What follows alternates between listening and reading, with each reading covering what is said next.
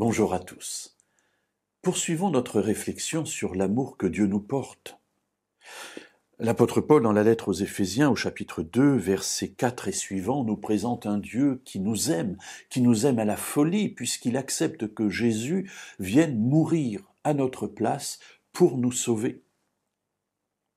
Et nous avions vu que c'était une œuvre gratuite. Dieu ne nous demande rien en échange. Il désire simplement que nous l'aimions et que nous acceptions de vivre le projet de vie merveilleux qu'il nous propose de vivre. Alors, cela nous mène où tout cela pour notre vie présente? Lisons, si vous le voulez bien, toujours dans ce chapitre 2, les versets 6 et 7. Dieu nous a ressuscités ensemble et fait asseoir ensemble dans les lieux célestes en Christ Jésus, afin de montrer dans les siècles à venir la richesse surabondante de sa grâce par sa bonté envers nous en Christ Jésus. Alors là, mes amis, je réfléchis quelques instants et je me dis, peut-être qu'il y a quelque chose dans ma vie que je n'ai pas encore intégré dans cette relation et dans cette œuvre de Dieu pour moi. Effectivement, quand je lis le verset 6, il nous est dit qu'il nous a ressuscités ensemble et fait asseoir ensemble dans les lieux célestes en Jésus, le Messie. Mes amis, avez-vous conscience d'être déjà ressuscités et d'être assis dans les lieux célestes à la droite de Dieu par Jésus? Alors je dois avouer que moi, non pas toujours.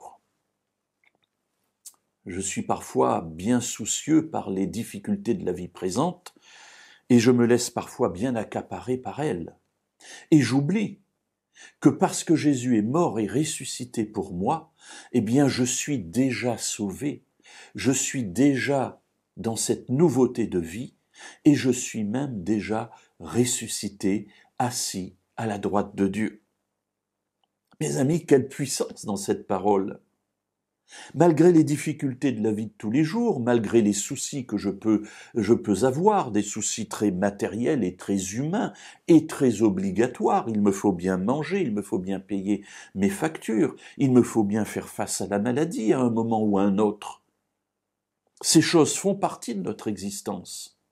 Mais Dieu me dit, attention, ne te laisse pas étouffer par cela, mais garde toujours à l'esprit que je t'ai sauvé gratuitement et que dès à présent, c'est comme si tu étais déjà ressuscité, parce que je te donne la certitude par Jésus, qui lui est mort et ressuscité, qu'avec lui, tu es déjà dans ma présence. Alors relève la tête, ne te laisse pas détruire par ta vie, mais garde toujours dans l'esprit, garde toujours dans ta tête que je suis là et que tu es proche de moi, parce que tu es déjà ressuscité.